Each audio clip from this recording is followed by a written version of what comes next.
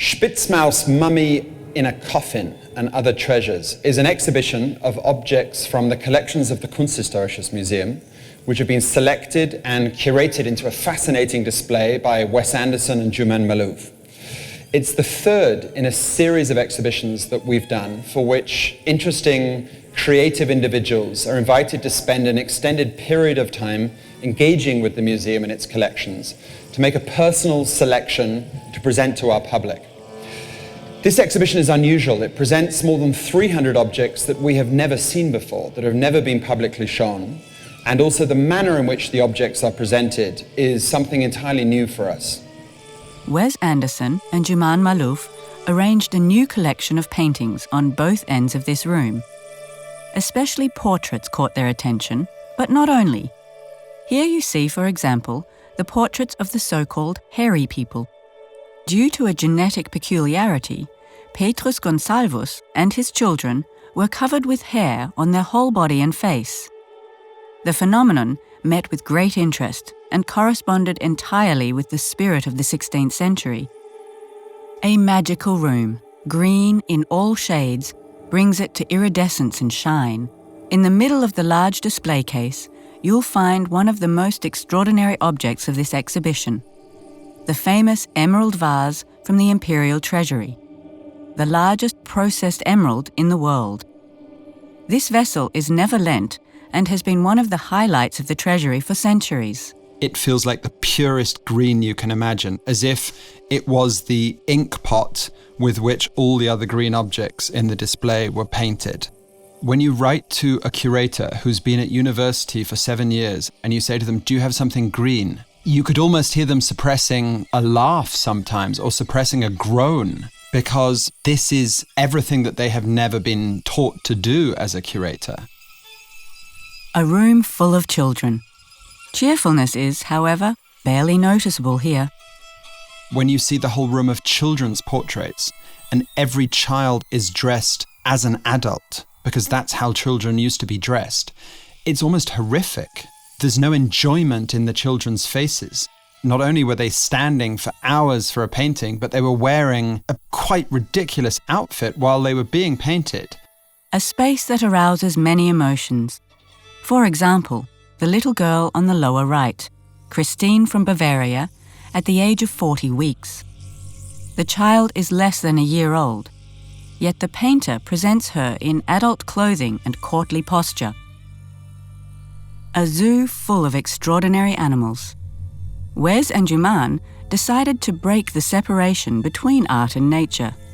They returned to the old idea of a cabinet of wonders, which is an archetype of today's museums where works of art, paintings, and objects from nature were exhibited together.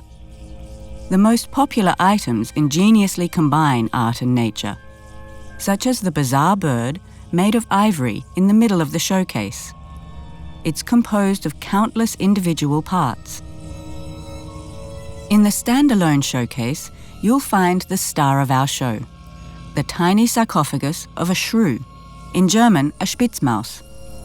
The shrew was a sacred animal in Egyptian mythology and, like many other animals, was mummified. In this case, however, its coffin is empty.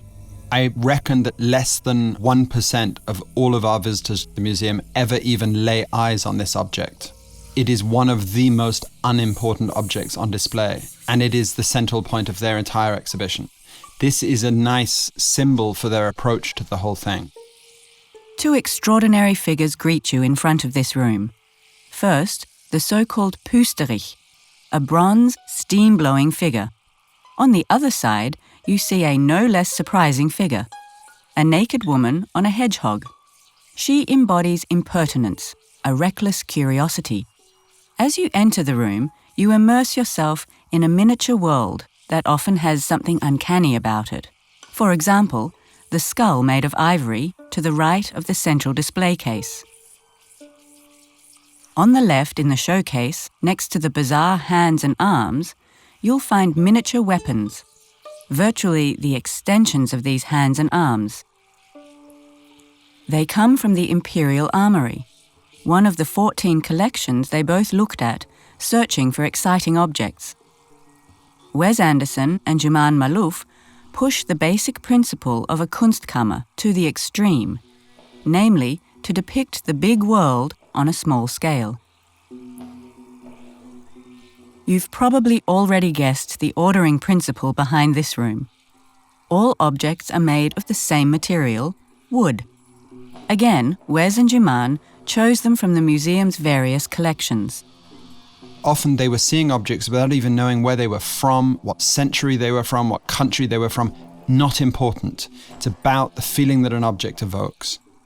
Arranging objects according to materials, and not according to their origin, time of origin, or artist, is an idea that's also found in the original Cabinets of Wonders. We never saw the Wunderkammers of old, but in some respects, this exhibition that we're presenting here gets closest to the madness, the chaos, but also the kind of pathological everythingness of those old Wunderkammers. As Juman Malouf and Wes Anderson rummage through one collection after another, they suddenly notice something they've overlooked so far. Not only are the items special, but also the boxes, crates, or cases in which they are stored, transported, given away, or sold. This is fascinating because the museum itself is, of course, a box for objects, and the vitrines that we're showing the objects in are also cases and boxes for objects. So it's almost like a sort of Russian doll. You have the museum, you have the vitrines, and then you have the cases and the objects. That's why the large historical showcase remains empty and is treated as an independent object. When it comes to paintings, Wes Anderson and Juman Malouf are especially interested in portraits. It was not about the maker of the portrait, whether the painting was made by Titian or a completely unknown 16th century painter was completely irrelevant. It was about who was painted, what do they look like, and what did they make you think when you looked at them. For example, on the far left, you see the giant Bartolomé Bon, together with the dwarf Tourmalet. People who did not conform to standard size norms were considered fascinating natural wonders during the Renaissance. The exhibition will remain on display until the 28th of April. We hope that you've enjoyed this short film and look forward to welcome you here at the museum to see the exhibition for yourself.